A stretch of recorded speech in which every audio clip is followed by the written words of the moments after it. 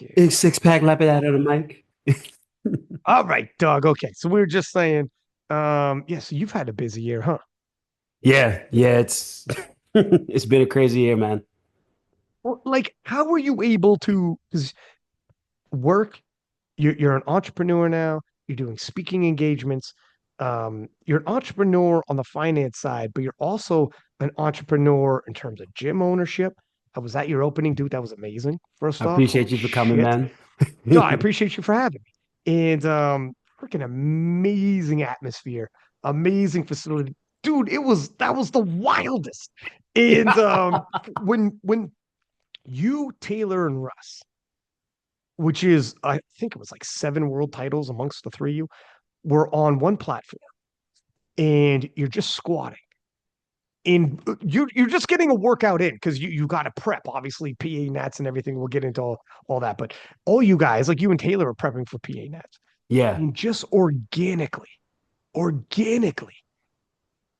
crowds started forming around your platform. And you guys started like vibing. And I remember for a second, I was gonna work out too. And I'm like, I mean, if everyone's working out. And I didn't know what was about to happen. And then when I got the vibe of what was happening, oh no. I'm not going on this platform. Nobody else is going on this platform. This is 3 world champions. Between the three of you, all you guys are multiple time world champions at that. Like this is like a Hall of Fame working out, and people just started organically crowding around your platform. And you guys were like vibing in a way like it was like a football team where like Russ is a sports guy, obviously, right? And yeah, he was like dropping like quotes and stuff, like getting you guys hype, and you guys are vibing off of each other, and like it was wild, man. And the crowd started like hooting and hollering and cheering and getting into it, and you guys were like, dude, it was wild what was happening organically there at the moment. I'm like, I'm watching a moment.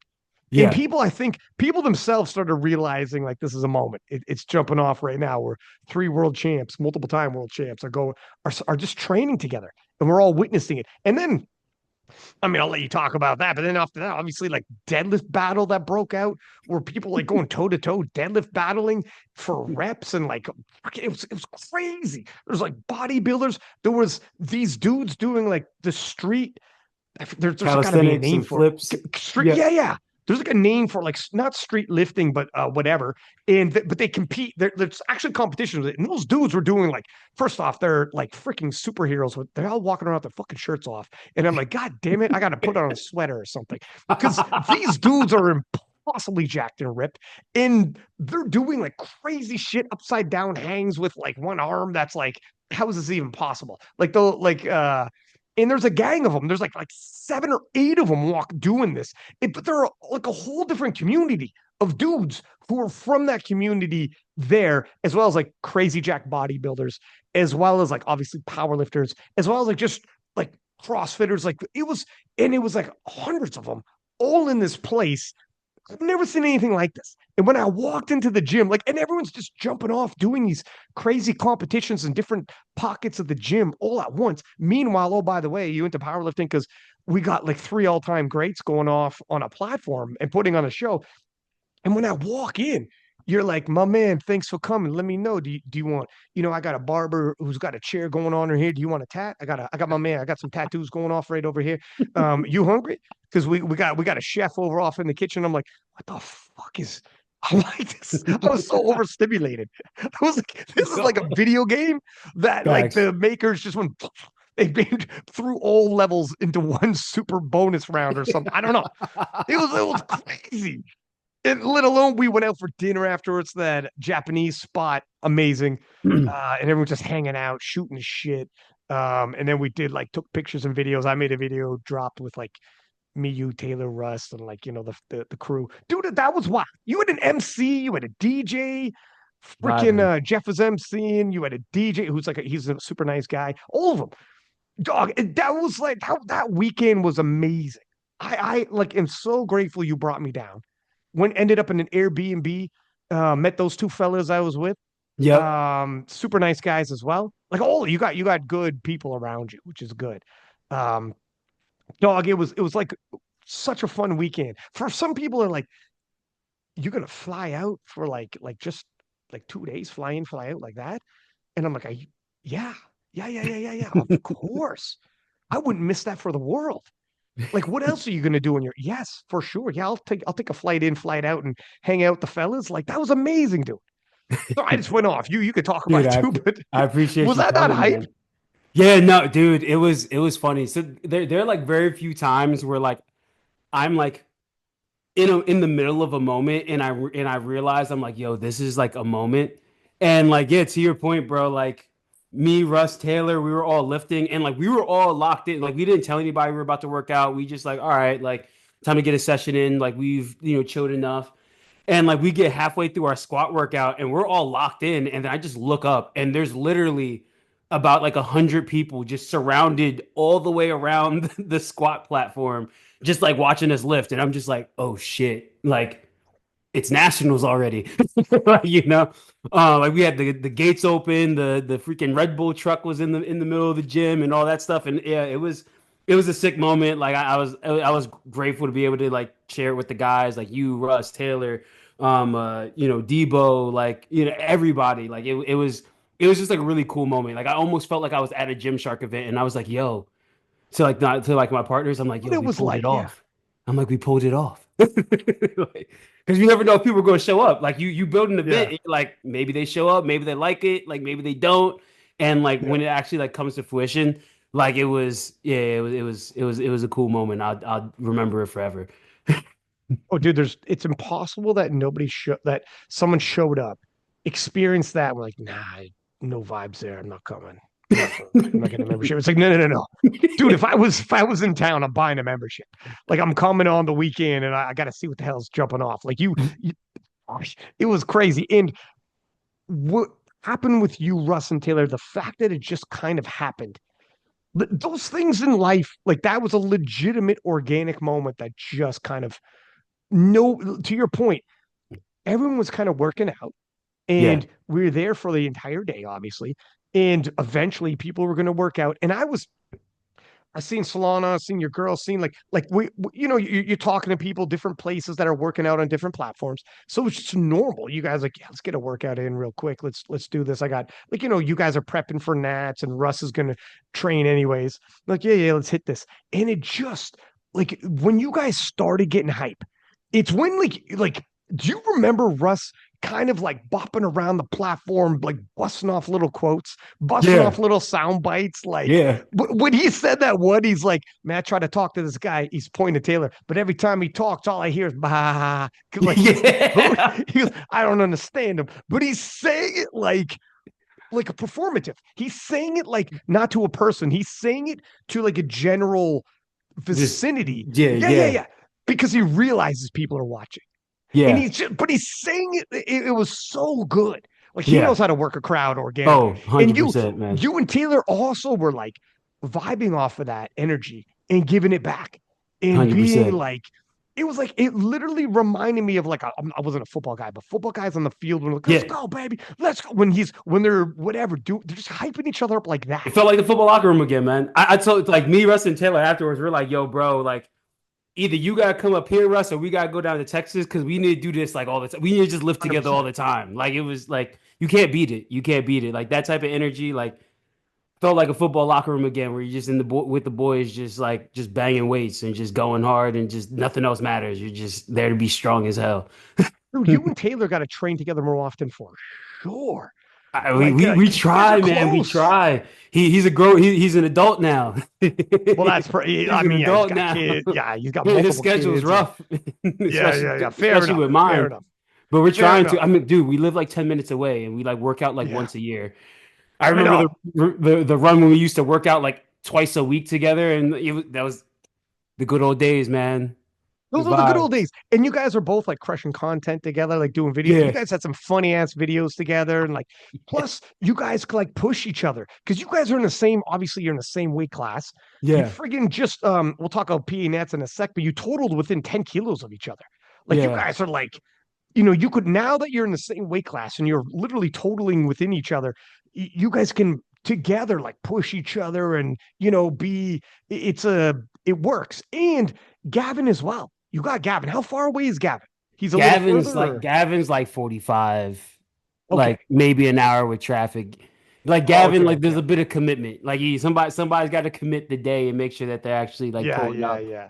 But it's definitely possible. He's close enough that we just gotta like coordinate it. Times Um, a week, anyways. Like a yeah, couple times a week. If you, Taylor, Gavin, you guys are crushing. yeah, we got to. I'm about to hit him up after this. Like, listen, king of the lifts, the goat. He said it must happen. It must gotta happen, man. So how's the well, you were actually talking about expanding another freaking gym or something. It's like that's obviously I don't know how in the future it is, but Yeah, no, man. I mean, things have been going well. I think so. I looked at the chart the other day. I think we're at like 1,640 like reoccurring like members now, not including like day passes and like drop-ins and stuff. And so that's like almost 40% more than what we had when we reopened the gym. So it's just been like exponential growth like since it's been going up and like continues to grow. And so yeah, I mean we're trying to see if we can kick Enterprise out of the back because that's another like 3 or 4 thousand square feet that we could take over. Like maybe like build another spot. I mean, like just mm, everything's up in the air right now. Like everything's possible just with like how things have been going. But it's been exciting. But I mean, hopefully maybe there is another second MVB location coming in the works. Depending if the people of New York want it, we just gotta find the spot and make sure it makes sense. And hey, we might you might see another YouTube video or Instagram video from me like, hey, here's round two. here we go again. Going again. Here we go again. Friggin' so how is it in terms of your time for being able to like train with everything you're doing? Yeah, man, it's odd. It's rough and it's not at the same time. Like it's just sacrifice. You have to sacrifice something. I think the beauty of like everything that I do is I don't have specific time restraints. So it's not like I need to be in the office from 9 a.m. to 5 p.m. Blah blah blah. There's no, malleability to it. So I can in some ways like reshape my schedule. But it is also times where it's like, oh yeah, I gotta go to a networking event and I won't get home until 1 in the morning because whatever the case may be. And so I mean for me it's just I try to allow like the main thing to like have its moment and be the focus for the time being and not be too hard on myself if I need to have something else take a back seat. And so I've been experimenting with like working in the morning, taking a quick break in the middle of the day to lift and then getting back to work and working till like end of night. And it's been going pretty well, but I'd be lying if I said it wasn't tough, man. Like Yeah. between the accounting firm, between, public speaking, between the gym, like actually running the gym, and then, trying to lift. There's a lot on the plate. There's a few more things that I'm working on too. But I mean, hey, we just keep on rolling. I just figure my motto is if I do enough stuff, hopefully enough of the stuff that I do moves me forward. It's like, like I know Mm. stuff I'm missing. I know there's stuff that I'm messing up on, but if I could just do enough stuff and just like continue to try to make strides, I feel like a majority of things are just going to kind of work themselves out. And I just try my best to like maneuver my life and my schedule the best I can and like nutrition and all that. But yeah, it's tough. There's plenty of times I just sit there and I'm just like, I am overstimulated. Like I don't know what to do next. Like I have a list of things and I'm just like just looking at the wall like I don't know what to do next. Like, you must have um partners and people around you that help in all these different ventures to keep things going. Yeah, so that is one good thing. Like I'm a very big believer in collaboration. Like I like my motto is I don't do things that I don't like doing. Right? I just don't do. I refuse to do them. And if it means that I make less, if it means that like this is dampered, whatever the case may be, I've gotten to this point mentally where I'm just like, okay, as long as I can take care of like the fundamentals, I'm willing to like give up certain benefits to allow people to take care or do the things that I don't like doing. So like the gym, for example, like I bought into the gym. My main thing is like marketing, expansion, partnership ideas, Like how can we just continue to increase and like and build like a better culture. You will never see me fixing a combo rack.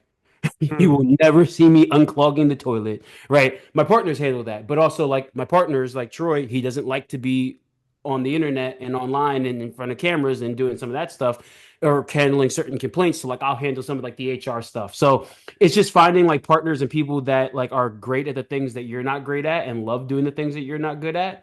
And you guys partner together. Like Cozy, for example, like I'm starting to put out content now, give or take. And Cozy's a big, proponent of that. Like I can't edit. I don't have time to edit. I bought a camera like a year and a half ago, and I'm just like, I don't care enough to shoot this. I just want to lift and be strong, and it just never happened. And so he's been able to like take that over. And so yeah, I'm a big believer in just collaborating with people that know more and can do better than you, and just finding where you find your niche and like just having a small piece of the pie and just building a bunch of pies and see where it goes there. And quality of life is a lot better that way. And yeah. So I mean, definitely just a ton of like great people and partners around me, and almost everything that I do. And yeah, it's just I'm just super lucky, super Is lucky. it do you get like all your sleep in, or is it one of these like grinds where you're like sleeping 4 hours a night? Yeah, it depends. So as I got closer to like nationals, like I was dialing in my sleep. Like I rearranged the schedule, wasn't taking certain meetings, but like example, like yesterday I slept like 4 hours. Mm. Other stuff happens. So it does happen. But I have started to get better and better about just like general self-care stuff. So like I've been better about the sleep. As of more recently than I have like in the past. Like other times, it's like consistently like 4 hours. Like I'm consistently like just like I'll get a crazy idea at like 3 in the morning. I'm just like, yep, I got to get up and start to cook. But yeah, it's just finding that balance, and it's just an ever changing and flowing thing. But I mean, it helps. Like I'm not married, I don't have kids yet, like the whole 9 yards. So like the way that I see it, it's like certain things that Taylor has to deal with, like having two little ones and having the wife and having a family to take care of and provide for. Like, yeah, okay, he might not be running multiple businesses. He might really just have his IBM piece and then the influencer side, but he's got people that are he's in charge of taking care of, right? And so Mm. you trade one for the other. And so like I'm just on this go go go go go thing because I know eventually like I'm gonna get to there, and then like I'm gonna have people that I gotta take care of, like I have the wife and the kids and everybody I gotta take care of, and so it's just like, hey, then you substitute one thing for another. So I just think it's you choose your battles, and I just try my best to coordinate all the different moving parts as best I can, and just see where the chips fall. I mean, you never know what's going to jump off for you. And maybe you get to a point where, you have ownership in some of these ventures, but other people are managing them, so you have more time off. But you could That's the still goal. have like a little bit more passive income. Yeah. I mean, that's That's the that's goal. the yeah, right. And that's the benefit of being an entrepreneur as opposed to working for someone else in a company. You Yeah. work for someone else in a company. Somebody else up top in the food chain is they're the ones who have the passive income coming in. You are working your ass off. Like you are probably grinding. Yeah, Whereas if you're grinding for yourself, it's there's different. the pro and con to it. I'm just like I will say this, the one like downside is like sometimes I look around and I'm just like something needs to get done or happen, and I'm just like if this doesn't happen, we're screwed. And it's just like like heavy as the head that wears the crown. It's just like it's your fault if this blows up, and I'm just like, oh damn, all right, like better make sure Yeah. it doesn't blow up because like I'm in charge. Okay, but Yeah. yeah, it's just like I wouldn't have it any other way. I like having like the ability and the flexibility to do my thing, and it just like it's exciting. It just makes the world like endless. Like there is no. So one thing. So actually, no, this is funny. I was talking to a buddy of mine, like my public speaking coach, actually, and at my father's funeral, my uncle. He said a few different things, but there was a couple of things that stuck out to him. But the thing that was important to this conversation, he said there are no rules, like, and he's referring to like life in general. He's like, we think there are rules, we think there's these paths that we have to go down, but there's truly no rules. And you can do and create and build and do whatever it is that you want because there are no rules. Like you just have to build it and create it. And so I will say that, like, especially having like that entrepreneurial background, being able to do things for yourself the way that you want to, there's the scary because there are no rules, so it's like you can really like mess some things up because there's no guardrails on. But at the same Yeah. time, it's like you can build it and you can twist it and turn it and make your life whatever, way you want it to be. Like you can, like we're talking before, we you could live in a different country every month out of the year and do Mm. XYZ online because there are no rules. There's nobody says you can't. You just got to figure out how to do it. And so there's something exciting about that, scary, but also exciting at it and just like liberating and freeing at the same time. So yeah, man. It really is that. Like you grow up and you think there are rules. I think this generation, like now, obviously, everything's open up, everything's online, everything's like available to you. To become an Yeah. entrepreneur has never been easier to become an entrepreneur, to market yourself, to find, your avenue. One thing that's changing the game is obviously like AI and the way that people are talking about AI is now winning like as a lawyer in terms of court battles, like doing because it could cite so much precedence that like you can never out debate it with these things. And AI in terms of in a bunch of different avenues, like you could right now go onto AI like ChatGPT and say, make me a website that sells. Like redo Amazon's website for me, code it for me, and only just make it mine. Use this logo, and it'll do it for you. Here you go. Yeah. Like that. Like just code Yeah. it for you. It's There nuts. you go. There you go. That's yours now. Go and it'll do like whatever. It'll do whatever consulting. It could do like from finance to like accounting to like in terms of actually diagnosing medical issues.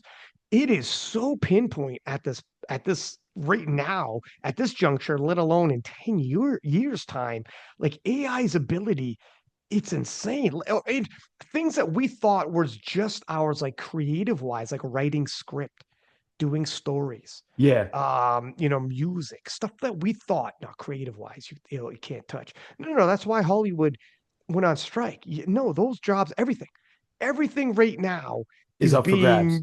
everything's up for grabs. Who the Nobody's frick safe. knows? I don't know what the hell 10 years is going to look like. I have no idea what 10 years is going to like where we're all going to be. Crazy. But AI is coming and it's extremely, and then you got like couple that with like quantum computers. I can't even wrap my head around what the hell a quantum like Yeah, I makes have our no computers clue. we're working with now like Ataris compared to right. Frig, man, it's crazy. It's crazy. But anyways, we'll go down a rabbit hole if we go down there. But talking about PA Nats. So how was prep leading into Dude, I mean, prep leading the PA Nats was like the best it's been in the last like 2.5 years. I mean, especially because I've been hurt for pretty much the last like 2 years or so, and so like prep was actually like really good. I made some tweaks and some things to my nutrition that just made things a lot more balanced for me. I started to like, especially like as prep was getting deeper and deeper, really prioritize sleep. So sleep was getting a whole lot better than it usually had, and so I was feeling the strongest I ever had. Like I hit like 722, 727 on squat. I had like a 474 bench that we hit that I never posted. it? That 771 dead that I hit on my third, like I had hit that like 3 months out. Things Mm. were good, things are strong, we were tracking like really well. And so yeah, man, I was excited. I was really good. Like things were clicking, and just like healthy. That's the biggest thing. Like finally like healthy, which was good. And so we were, it didn't work out the way that we were planning for it to work out by any means, but it was one of the best preps that I had, and we were hoping to ramp up to do something pretty special. Well, I was saying when I was in New York, both your and Taylor's confidence levels, because both you guys have been injured in the past couple of years. And like well documented. We've talked about it. Like there was a Sheffield where you were like 50-50 whether you wanted to even compete. I remember Yeah. then it was the night before. And this and you were like, we'll see what I have. And I'm like, holy shit. Like, I'm like, dude, it's a little late in the game for this talk, but all right. And it was just me and you off the record. Like this is, you're Yeah. just being honest. And you're like, yeah, I'm not sure. This is gonna, I don't know what to expect, but I'm gonna load the bar. And like all's well that ends well. It went well Yeah. enough, anyways. But um, and obviously Taylor, well documented, like the injuries he's had and time off he had to take and inconsistent performances. Both you guys, when I was in New York, both you guys mile high confidence levels. And I remember coming on the podcast saying, like, I'm reading these dudes are ready. I'm reading these dudes like they're 100% ready. And they're not like you come on a podcast, you got to come off confident. You don't want your ops knowing like, oh, he's not 100% coming into this competition. So, but this wasn't even that. This was just us hanging out. Remember Yeah. you and Taylor were at the restaurant and you and Taylor were kind of going back and forth, joking around. And Taylor's like, I'm here now. Dad's home. And you're like, should have came home 2 years ago, my man. You should have got me 2 years ago. Too late now. Too late now. And you guys are going to go back and forth, and it was funny. And I could tell both you guys. I was like, shit, these fellas are on. And as it played out, like Russ at Sheffield broke the world record and brought it to 870.5. And he was the first to take the record into 870. You were literally 3 kilos off that. Mhm. Russ, the Yeah. biggest of all time. Taylor's 876. And then let alone what Joey B did. And Yeah. you guys all went off at the Yeah. same time. And we'll get into PA nats now. But if your third squat, if you guys just did like 2020 hindsight, obviously, but Yeah. if you guys did 317 and a half instead of 320, there's 7.5 kilos right there. And we talked about it with Matt Gary, and Matt Gary's like, hey, listen, Delaney hits 317. Taylor's got a different conversation to have at the end. Taylor's all of a sudden got to look behind him. Instead of loading up to go after Joey B in this last pull, Delaney hits 317 instead of 320. It's an entirely different conversation because that was the gap right there. All of Yeah. a sudden, Taylor's like, I got to defend against Delaney. Like it's on now. A Yeah. couple Yeah. things. But let's talk about it. Let's get into it a little. So, what was it like for you back there? Because for me, it was crazy intense. Russ is back there. First off, which is cool as hell. I'm Yeah. so happy that Russ, he's not competing. He showed up for the vibes to be there, to watch it live, which I For thought sure. was cool as hell. Like a passing of the torch moment for you guys moving forward. But what was it like for you when you showed up back there? I was just calm. I was really just chilling. It was interesting. Um like I you could feel the intensity and you knew it was intense and I was like locked in, but there was just like I've been here before. Like you just gotta do what you gotta do. Like it's just another day in the office. Like I was just chilling. I was calm. The water cut was like super easy. Like so it wasn't like I was stressed on anything like that. It was just like it's time. Like let's go. Like And were you of the mind that, like, what was your expectations for yourself and the rest of the 83s? Yeah. So like honestly, hold up. Let me hindsight 2020 because it doesn't matter anymore. So honestly. The goal was like the squat that I missed wasn't even like the squat that we were trying to take, which was like funny enough. So we were trying to replicate my like 727 that I hit. So what that's like that's the 330 that I hit in the gym like 2 3 months like ahead of schedule. And like everything was like tracking in that direction. Like we were just like good. Um and bench, what we're just trying to match the same like 215 that I had hit, a few like a couple months prior. And then like for deads, like that was the one that was pretty much spot on, like that 771. So what, like 350 to the 355, 350, 357 and a half range is where we were like shooting. It's big Um, numbers. yeah, because it was all tracking, man, and like it's funny because like I don't show like the PRs and the heavy sets and all the other stuff that like I hit just because like it's just always what I've done. But like it was just like okay, if we just match the things that we've already done with a little bit of variance outside of the squat, like add another five. I mean the deadlift, add another five to like the top of 350 that you already hit. Like we're in good shape. We're talking like 9 to like 9 10. And it's just like just execute and do it. Like if we So did the math right. Um and so yeah, I mean that's how we were feeling and like that was the game plan. Um just hindsight 2020, like I was just off balance on squats that day for some reason. Like even on my third attempt, like it felt fine. I like unracked it. I'm like, oh, I'm about to blow this up. And then like you just lose balance and you got, three, what is it, 317 and a half or 705 pounds on your back and you're off balance and then it just blows up. And then you're in the defense mode. So you go from being aggressive on bench to, okay, like we gotta be conservative and make sure we hit all three. So then we can, whatever, and it just blows everything up from there. But yeah, no, I mean, we were back there and like the expectation, how I was feeling, like it was like we were expecting to like have a phenomenal day, like a phenomenal day. Like, okay, yeah, we hit a 25 kilo meet PR, but like I'm talking like unheard of day. But yeah, that's just part of sports. Sometimes it falls in your favor, sometimes it doesn't. But yeah, we felt good. I felt good. Well, first off, yeah, 25 kilo PR. And dude, if you were 9'9", 10", holy smokes, man. I was gonna ask you if you were going in, like there was a lot of talk around 900 kilos. Mhm. This has been like the conversation. And a lot of people were thinking, if this turns into a battle, we might not see 900 because everyone's going to be, you got to play it somewhat conservative. But you, in your mind's eye, were thinking, no, no, no, 900 probably is on this table. And you, Joey B, Taylor will push each other towards that 900 mark. Yeah, no, I expected like it needed to be nine or above to win. I respect all my opponents. Like I'm aware enough to know like okay, this is what needs to happen. I just don't necessarily like I don't watch like intently. I'm just like okay, this is the general target and like okay, I believe it. And so like I believe that like that 900 was what was like needed in order to win, like not like 900 slightly above. And I'm like, oh yeah, I don't see why anybody can't do it if they just had a perfect day. Like, will we all have perfect days? Like, no. Like somebody will, somebody won't. But I mean, you gotta like that's has to be the target. And so that was literally what we were aiming at the entire prep. We're just like, yo, 727 to 733 on squat, 474 bench, 770 to 793 on deads, and like we're home. Like if we have a perfect day, like and you beat us, like God bless. Like there's nothing else to Mm. do.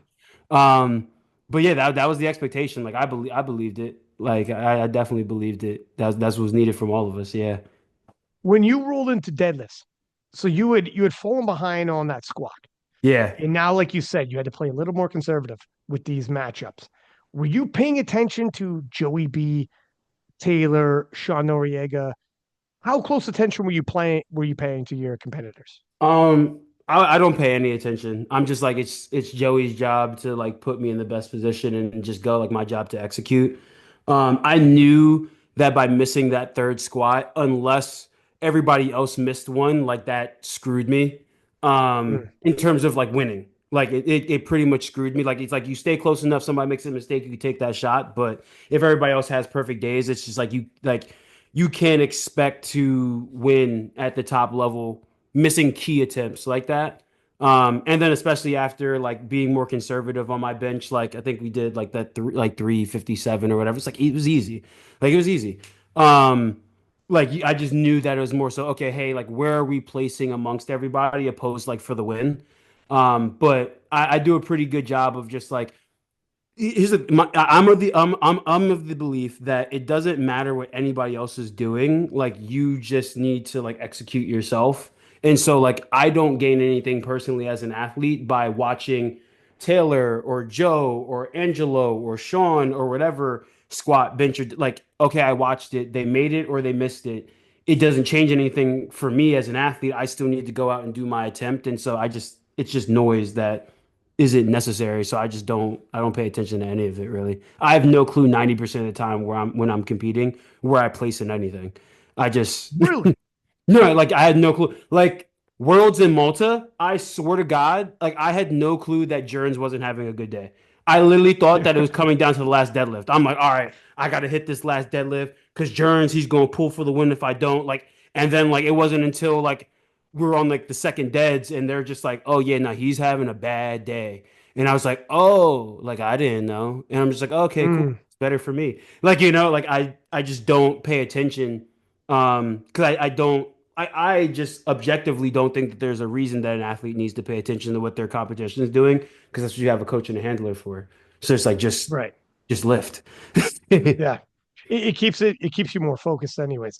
Until, of course, the very end, like for instance, 2022 Worlds, when it's like, all right, your job is essentially done and you're watching like an Ahoro or whatever. Yeah, You're I like, mean, once I'm done lifting, then I can watch yeah, because it's just yeah, like, yo, yeah, yeah. I'm a spectator now. Like, pull up the Yeah, popcorn. yeah. Let's see where this ends. But I mean, yeah, as long as there's work for me to still be done, like, there is zero benefit to any athlete watching any of the other athletes compete while they're competing. Like zero, in my What opinion. about what about this? Okay, so at this snatch, were you aware Joey B crossed the 900 kilo barrier on his second attempt? Did that make its way into your Yeah, field because of vision? yeah, no, because Okay. they told me. They told me. Yeah, because I was Um, gonna say that would be difficult. I'm sure everybody was like, "Holy fuck!" Like that was a no, no, moment. It no, was a no. historical moment. Yeah, no, no, no, no. Like, so I knew, like, I saw him, like, I saw just I'm sitting in the thing and I'm saw the deadlift. I didn't know what it got the total to. But then, like, obviously everybody's talking about it. So that, like, I heard and I was like, oh shit, okay, hey, God bless. But it wasn't like I was doing the math and I saw this and I knew that this is what it's gonna be. I was just like, oh, that's a heavy ass deadlift. Oh shit, I got to the 900. Fuck, it Yeah, was one of yeah. those type of things. Not like necessarily like I'm hyper aware to like what everything means in terms of its significance. Like if somebody was like, "Oh yeah, like he just hit that and it made it 870, 880, 885, whatever." I've been like, oh, "Okay, cool." I got and just back to the same thing. So, um, and that's just me. That's just my opinion. Like I just try to keep the main thing, and like everything else doesn't matter. I got too many other things in my head, so I gotta like toss stuff Yeah, out as yeah, best I yeah.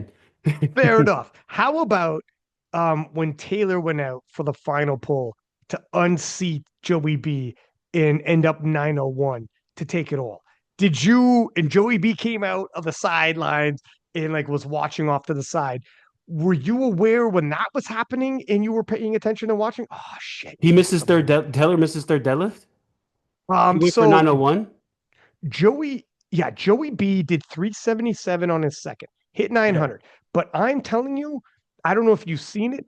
This was a limit lift. And Joey B himself said, I probably had more on that lift. And I'm paraphrasing. He was on the podcast, like a live podcast at the event. And I'm trying to remember exactly how he put it, but it he said when Taylor came out and literally loaded up on his third to be 901, there's thought entered his mind, just the back of the head where, oh shit, if Taylor hits this, I might be cooked. He might have me. This might have been a tactical mistake here. Like going 900 on his second dead, 377, but he didn't leave himself much, if any, room. Like Yeah. retaking 377 might not have happened, let Yeah. alone even having to jump up Half a kilo, even a whatever more. kilo or Yeah. something. Because it was that hard. Yeah. And Taylor knew, and the strength guys are paying attention. And Taylor was hitting, so his total was put himself in that position. You missing your third squat allowed Taylor to do this without a repercussion. So the Yeah. way things unfolded, Taylor's like, young man, I might have caught you lacking. You Yeah. might have made a serious mistake by loading up 377 and going for 900 in your second. And if I get this, this You're is going to screwed be this could have been, people are going to be talking about this like, forever. oh no, oh No, no. I had no clue. I had no clue any of this happened. I had zero clue. I had It zero clue. was I thought Taylor hit all his deadlifts. I had no clue. I had absolutely zero clue. it Taylor came out and Joey B came off the sides, and you could tell, like, as the commentator, I'm like, everyone saw how hard 377 Joey's second attempt was, and we were like, fuck. We're all thinking, man, if this comes off the floor, Taylor's gonna lock it out. Like, because with Taylor, if he gets it off the floor, it's his. Yeah. He's got it. The percentage of him hitting it goes through the roof. And Taylor couldn't crack the ground with it, but it was reasonable. This was actually a reasonable weight for him to hit. Yeah. I What forget what was the it? exact. We could pull it up. But yeah, yeah. If you want, let's look it up. Let's look it up. Let's do some proper storytelling here, sir. But Oh yoink, man. But yeah, no, to your point, man, like I had no clue that happened. I had zero clue that Taylor like went for 901. Like no clue. dude, the drama between it. Taylor put the fear of God. So it was 367.5. Okay. And if you track the improvements Taylor made, I mean, Taylor's done like what was he doing? He was doing like 340 as a 74. Yeah. So 367 as an 83, like all of his numbers shot up. This was a big ask, but by no means was it like no way he could do it, Yeah. especially Yeah. this version. Like we just didn't know where his top end was. And for a freaking hot minute there, Joey B was on the sidelines like, oh man. Oh man. This is high drama. So Taylor misses. Joey B does not take a third, which is Yeah. probably a good idea because that 377 was difficult. And everybody, and you, of course, beat out Sean Noriega, who had a phenomenal day. Uh-huh. Sean had a great day. You and Sean had a great. Oh, there were some good battles. The return of Sean Noriega was good due to like he had been gone for a while himself. Talking about injuries that you and Taylor were dealing with, he didn't necessarily have injuries. He probably did, but he also had a period where he talked about it on the podcast. He just not only did his total not improve, it slid backwards Hmm. 50 kilos slid. Like it super Oh, slid. really? Okay. He's for years. Like Sean was like his total was way down.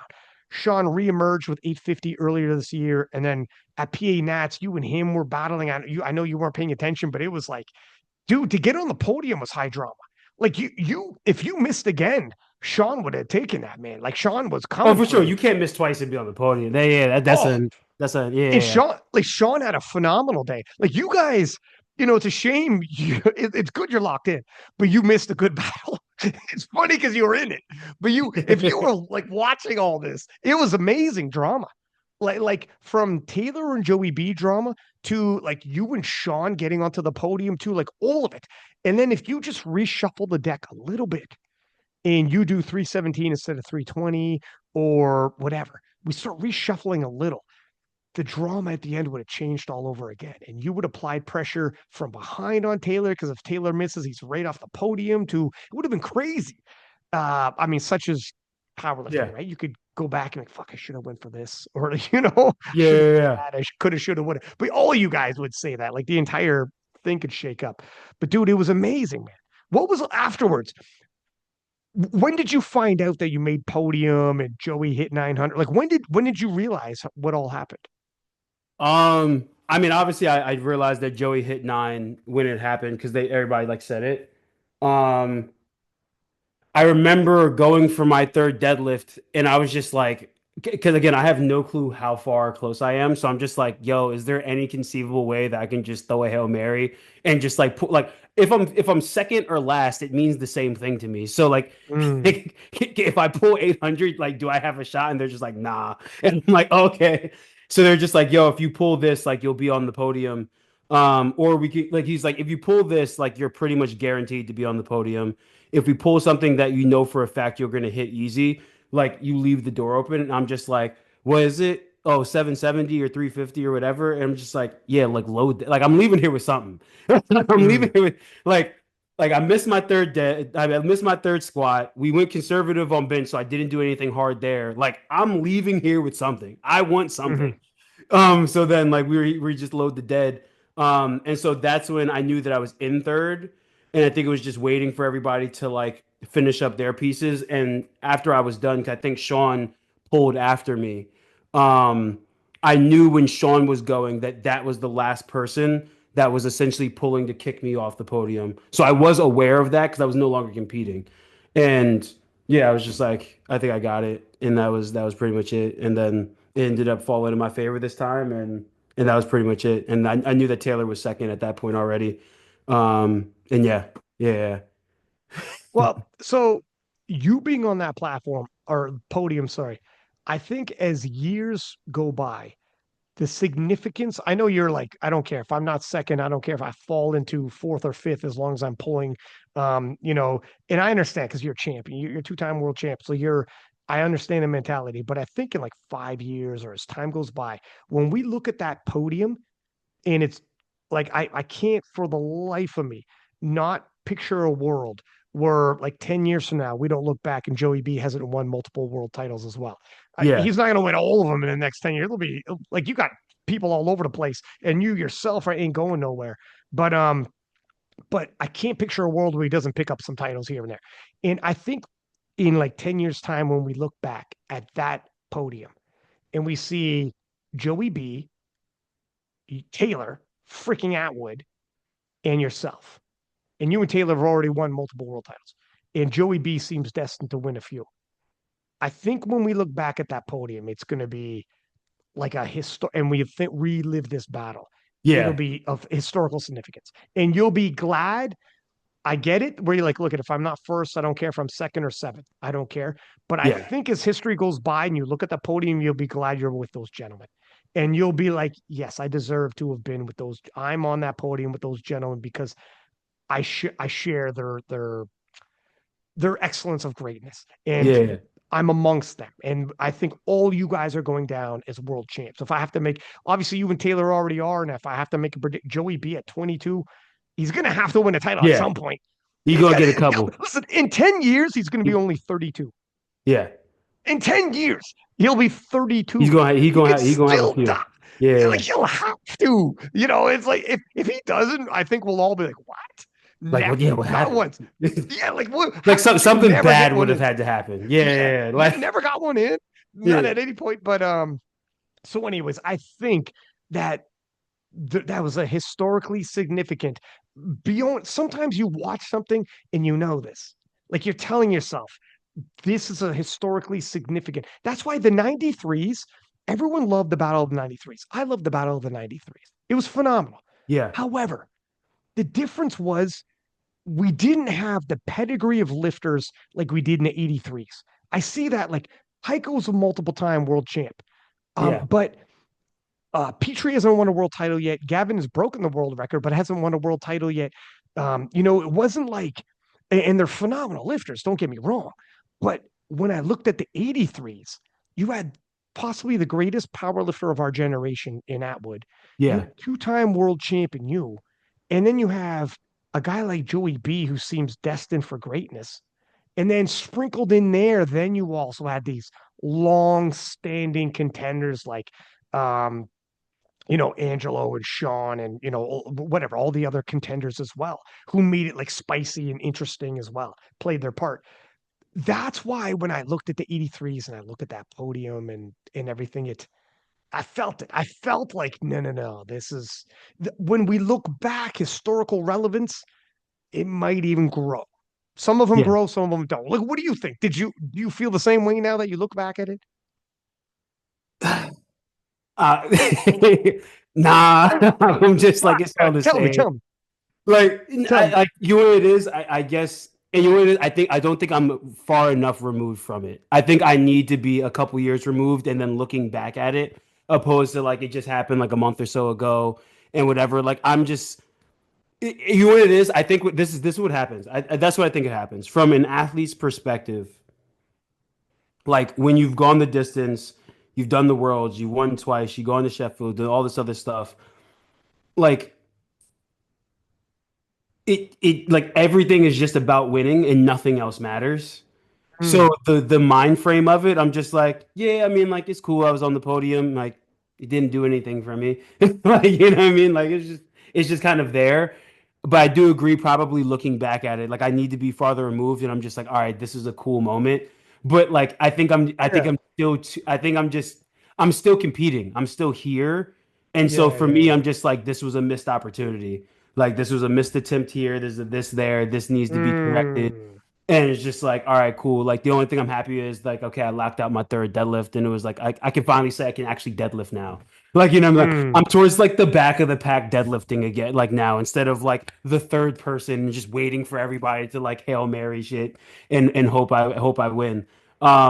But as you're like telling it, I do believe that as time passes, that what you say is going to be true, and that's it's going to be one of those like moments you look back on, like, wow, like damn, like, yo, those three dudes on the podium did some shit. Like, Dude, like they did tell their me, tell me thing. a better podium. Like right now, Joey B hasn't won world titles yet. That's why the only caveat. But in 10 years' time, there'll be very few podiums at a national level that have world titles attached to it like this. Yeah. Like there'll be very few podiums you'll ever see that it's like, look at those freaking three guys on that podium. Yeah. It's just like that squat when you guys are squatting at your gym. And it's like, look at the amount of world records right now, like the amount of world records and world titles these three guys have. Yeah. You know, all you guys, all three of you have broken world records and won world titles, multiple. Yeah. And I believe that podium, it's the same thing It, where it's it'll like, ring true. yeah, It'll ring true. it, Yeah. It'll definitely yeah, ring true over time. it like the greatness that we saw on display of these guys battling it out and these guys sharing that podium. It'll be of historical significance. And when you look at it, like, God, look, three of those dudes shoulder to shoulder to shoulder, it's crazy. It's Yeah. crazy, man, to see you guys battling it out. I know what you mean though, where you're still in it. It's been a month and you're still hunting too. Like you're like, man, I'm still hunting. It ain't over. Like this Yeah. battle ain't over. That's one battle. The war rages on. I got to take what they got. And you know, like I know what you mean. I know what you mean. This is for like 10 years time when you're looking back and this is all For sure. behind you. Like, and that's why I said I think like as I get removed, because I see it and so I believe it to be true, I don't feel it yet. I'm just like Mm. I think of nationals, I just think like, damn, Delaney, you missed that third squat and messed up the whole plan. I'm just like you made one mistake and just blew it. Like, but that's the competitor in me. That's just like the like meet's done. It's like, all right, what's the next task? You know what I mean? Mm. I think like Joey said it before. It's like, yo, Delaney's just a machine. He's just like, tell me what to do and I'll just do it. And so like that's just where my mind goes because I'm just like, there's nothing else that matters in between. Like, Um, but yeah, I will say one thing 100%. Like I was super happy about the third deadlift because that's been a thorn in my side for a while. And I'm like, yo, I just need to like display that like I like yes, like the deadlift is I can do it. And so that was a nice one. Dude, you needed it too. Like Yeah, Sean missed his third, but barely. Like yeah, he was coming. He was coming yeah, hot. Like it yeah. was you I know you weren't paying attention at the time, but you needed that dead in ways that you didn't know even. Like it was necessary. It was necessary you hit that. He was like, Yeah, it was listen, it there for was you when you vital. needed it. Yeah, it was like dog, that was vital. Dog, that you were Your in a life dog fight. depended on Yeah, yeah. You were in it. a dog fight. You're in a dog fight. So what are your thoughts now? You're weeks removed, 900 has fallen. You already thought 900 was within your reach, let alone other 83's reach for yourself. And then we'll talk about the other 83's. But what's the next for you? Um, yeah, man, I really don't know. I really don't know. Like I'm just back in training. I'm just putting my head down, putting one foot in front of the other. Um, Funny enough, right? And we make plans and God laughs. Funny enough, if I had had it all my way, like the last year and a half, Sheffield this year would have probably been my last meet. Um, yeah, yeah. Yeah. Like the goal was like after the last Sheffield that I did, like hopefully get back to Worlds, win that third one, be the first to get to three at 83. And then I would have like my goal was actually to because I'm from Kenya, where my grandfather's from Kenya. My goal was to get my Kenyan citizenship, bulk up to 93, do Sheffield as a Kenyan, and then just like leave and just be done. That was my Dude, goal. that's the last chapter no one else was writing. Yeah. Like Like I was gonna literally switch nations, get Kenyan citizenship, show up represent. So you go to Worlds representing Kenya, dude. You still can actually. No, so what I wanted to do was I wanted to do the last Sheffield that I did when I broke the record. Yeah. Like theoretically speaking, in a world where like Russ didn't then break that at nationals and then he went to Worlds, I would have gone to Yeah. Worlds. Hopefully won that World, so I got three at 83. Okay, And then as because in American. Sheffield, what Okay, gotcha. as Sorry. American, Okay, and okay, then okay, okay. since there's no rules in terms of what weight class you're in for Sheffield, I would have just secretly bulked up to 93, switched my citizenship, uh, been a Kenyan for Sheffield at 93 just for the hell of it, and then I would just been like, yeah, I'm out. But so you still could. So how does that work even actually for like Kenyan citizenship? Can you do that if you said your grandfather's from Kenya? Yeah, so my grandfather is born and raised in Kenya. He came when he was 18. And so by birth, like I have the ability to like get that. And so I just thought it would have been like a cool, just like sentimental moment for like my mom and like the family, that type of thing. As well as like recently, like I had touched base with like some Kenyan powerlifters and they're really trying to make powerlifting in Kenya like bigger. And I just thought it would have been like a really cool like moment. And so it's just something that was just in my head where I'm just like I'm doing side quests and missions, and I'm just like, wouldn't it be sick to just like go back to like my grandfather's home country and like compete for them on like the biggest stage ever, and just like just to do it? Like who else has done that? Who's ever done that? Mm. And so I just thought it'd been a cool moment. But yeah, that's what I would have did. Like my mom and I were actually speaking about it, like finishing up like the paperwork and all that for like the application. But yeah, yeah. Are you Um, doing it? Are you going to get your Kenyan citizenship?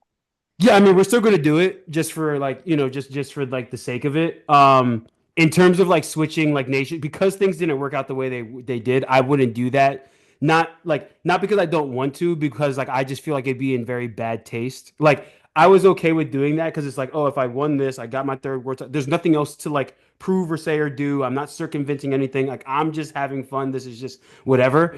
But just off of like principle. I think it would, I just like it would rub me the wrong way if I did that in the current like event, because it's like almost Mm. like circumventing the competition here to then go and do that, even though it's not really what I was trying to do it for. It just leave a bad taste. So like I wouldn't do it now because of how everything turned out, just off of like Right. principle and respect to all of like my competitors. But that was the goal. Like that's what I wanted to do. And so I say that to say, in terms of like what's next, it's just like, hey, like we make plans, God laughs. Like I'm just back to training. I'm glad that like now I have a good stride of just healthy training behind me, opposed to like always coming off of injuries, and just take this long off season, continue to clean things up.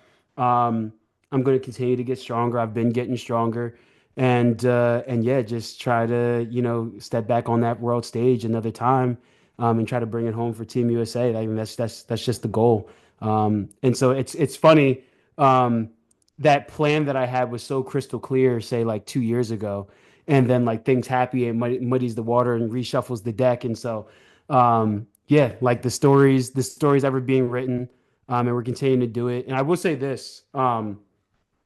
It's a conversation that like nobody knew that happened, except for like me and maybe Cozy, my video guy, because he was right there. But Ellis McLean was at Nationals this year, like spectating, and we've never met in person, but like know of each other. And he bumped in. He was just just breathing words of encouragement and all that. Like prior to me, he's like, "Yo, like I'm really I support you, brother, and like everything that you're doing, and I like to see the things that you're doing."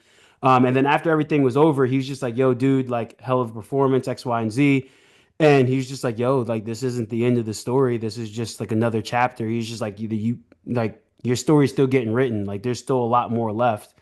And ironically enough, because like especially after stuff like that, you're just like, all right, man, like maybe I just need to go focus on like all the business stuff I got going on. Like this is taking up too much time. Like whatever. Like this ain't fun.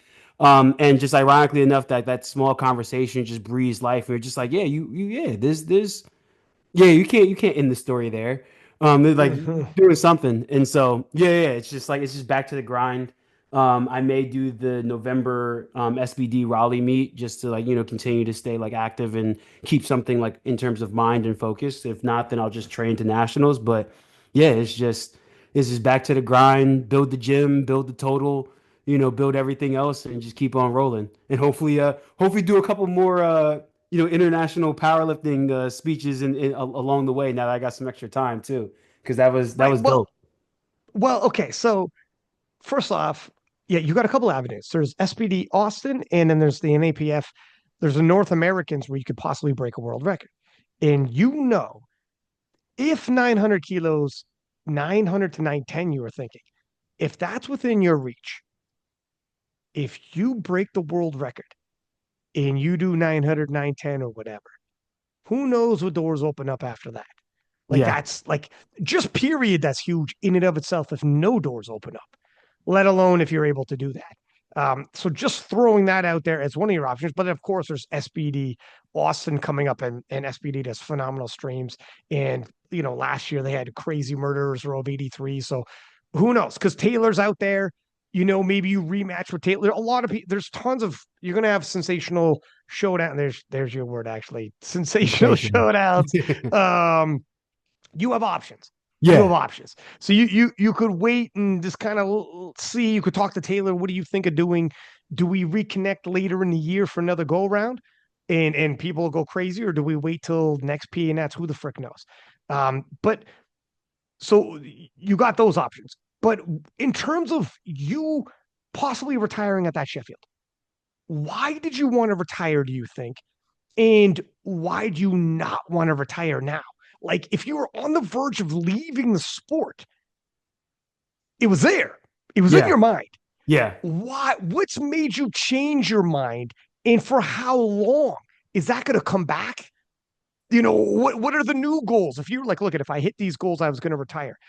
Do you now have new goals and you're having that conversation still? It's just prolonged pushback. Yeah, no, I mean, yeah, man. I mean, I think what made me was just so, I mean, like we talked about it prior. It's like, yo, how do you do all of these different things? And so I know like I have a tendency to like downplay and just underplay the amount that like happens behind the scenes just because I'm like, this is just a formality of having to of wanting to do or get what you want to get. Like you have to do this. No need in complaining about it. Like this is just reality. Go do it and that's it. Mm. But like there's just a lot that happens behind the scenes. Like, you run a couple businesses, like as they're growing and building, like you train at a high level, like I'm always dialed in on my nutrition at all times. Like I go to networking events and I bring Tupperwares with me. Like, like it is intrusive enough that it is a nuisance, but I just love the art of competition. So I'm like, this is worth it, and especially if you get to compete at the world stage and like represent your country and just and meet like spectacular people worldwide. Like this would, I mean, maybe, but not the same level. Like we really wouldn't have met if it wasn't for like some of these world championships and everything. True. Like like we bumped into each other, repost here or there after a big squat, but like it wouldn't be the same. And so like there's relationships and things that happen that like change your life. Um, and so like for me, I was just like, okay, well, if I get 3 world titles at 83, nobody's ever done that. At that, if by formality, if that had happened, then I would have been at all 3 of the first Sheffields. And I would have gotten the opportunity to go to the World Games, so that I could have decided that. For me, I was just like, there's nothing else to do. Like, everything else like, now is just like for the vanity of it. And I'm just like, I can just move on to the next chapter and like travel or do this or do that. So that was the reasoning behind it in my mind. Um, and then what changed it is just like, you're a competitor and just like losing pisses you off.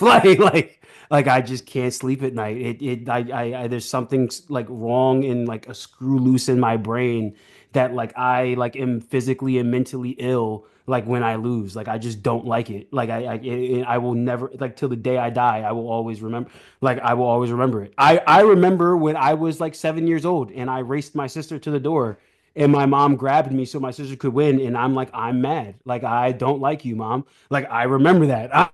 I'm not 7 anymore, like that's Yeah. just me.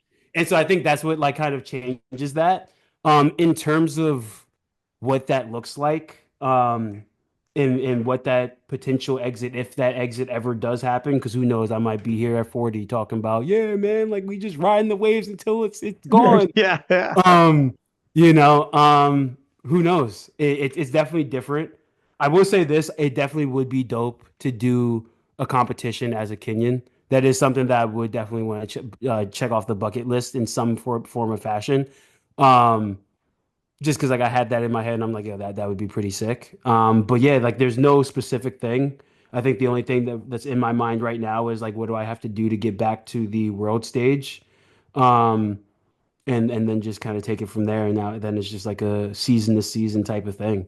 But yeah, I mean, I guess as a competitor, like, taking a loss like that'll it changes your perspective and you're just like, well, that pissed me off. Like I'm kind of upset. Like, it's just like Yeah. it just happens. And so As I'm sure every single person that comes on your podcast, like that's a competitor, like they feel that same thing. We manifest it and we like display it in different ways, but there is that like inner just like dog in all of us. Like Taylor, Russ, and I are three totally different people, but when we all come together, there's something that unifies us that allows us to have a moment when we're just, squatting in the gym having a workout that like people see and feel that energy, although we're vastly different people and display it in different ways. Um, and so yeah, I mean that was the reasoning why I was thinking about it. Just time and just do other things, and that's kind of like the things that have shifted and changed since then. And yeah, I mean, we'll see where the chips may fall and the chips where it lies. But I just want to keep on writing the story and see where the rest of it goes. Well, you had mentioned so a couple things. First off, still known as 1-3. So you still could be the first to get the three. So that's obviously a goal still on the table to be the Yeah. first to collect three in the 83s. But also, you mentioned in Sheffield, you contemplated going 93. Obviously, Russ has gone up to 93, Taylor's gone up to 83.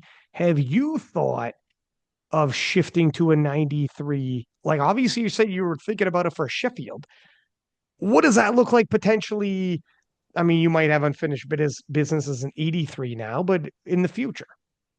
I mean, maybe. I mean, it's not the question. I mean, if you look at it, I'm the tallest 83 out of like the Mm, top competitors. Like, there might be one other person that might be like eye to eye with me. So, in terms of like build, a lot of people like it's funny. There's still people that go to my gym. They're just like, "Oh, are you like a 105?" I'm just like, "Bro, what?" I'm like, "What do I look like, bro?" Um, so I mean, like, there is the possibility of that.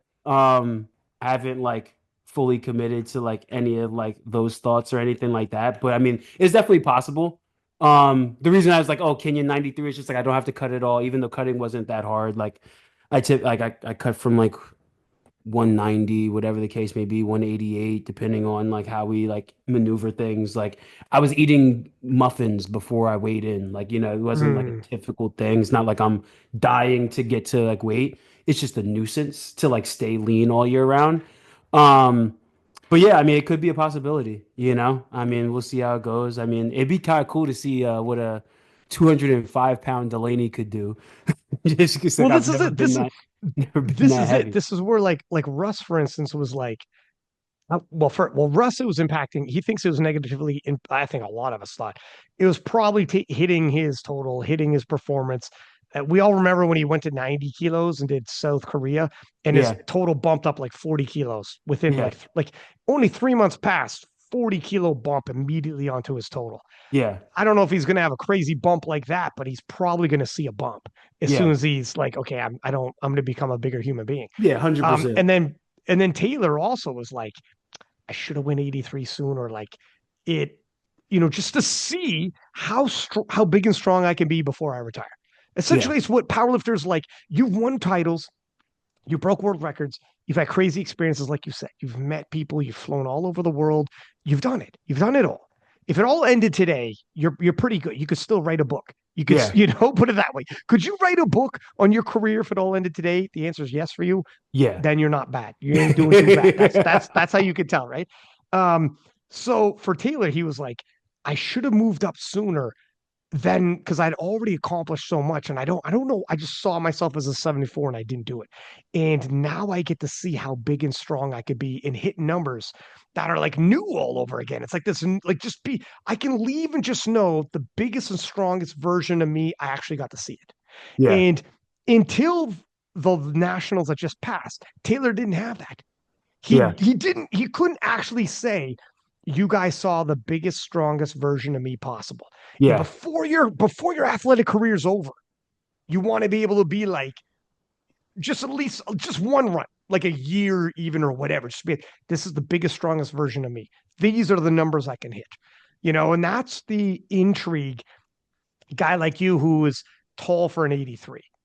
And it's like, what happens if you filled out 205? And you just dude, you're buck 90 hitting these numbers. What are you hitting at 205? yeah, What does that look like? And I don't know. Now you're a young guy, you got a lot of career. It's just if you're even at all contemplating leaving, because of all the other exterior stuff you got going on in life. That would be one thing if you were like, I'm just going to announce I'm going 93. Let's see what happens. Everybody go, oh, okay. Let's, it's interesting. Yeah, You know, no, you're not wrong, bro. Like it's funny, like my nutritionist Tiff, she had me do a DECA scan, and like when it came back, and this is like months out from nationals, I came back at like 8.8% body fat. And he's mm, like, bro, he's like, don't you dare go any percentage lower. He's like, this is the absolute minimal that you could be without like without it like severely impacting like being an athlete. Like, he's like, I don't know how you do this year round. And so like there is something to be said. It's like, hey, maybe there's a bigger, faster, stronger person out there or Delaney out there. Yeah, I mean everything's up for grabs and up for the table. Like I'm kind of just like I'm training and getting back to it, getting to the flow of things. But I do think at some point in time for like just if you see me with the Kenyan flag, I'm probably 93. no like, kidding. So like if what's the that linkage happens, there? Really? Like, what's the linkage there? Why? Because this is a few times you mentioned Kenyan in 93. no, like what it is, I think it's just like I think that's what it was. I think it was the like in my mind how like the original story was. It's just like this is just like a I'ma have fun, like the strong, like just biggest, strongest, whatever, no cut, no worries, and just like my granddad's flag across my chest type of thing, Mm, and less of the like hyper competitive I need to win so then I can get to worlds and then do this next thing and continue to go down the line. Like it's slightly different, mm, it's just a slightly different feel, it's like slightly different vibe. Especially coming out of the US, it's definitely different. The intensity and the energy coming in as a US lifter is different than coming out from a lifter from any other country. Um, and like if you're there, what I'm talking about, like the feeling. And so like that's just in my mind, it just felt right. In my mind, it was just like, all right, like if I do the Kenyan thing just for the hell of it, like we're just gonna go up and just say like, hey, what happens? mm.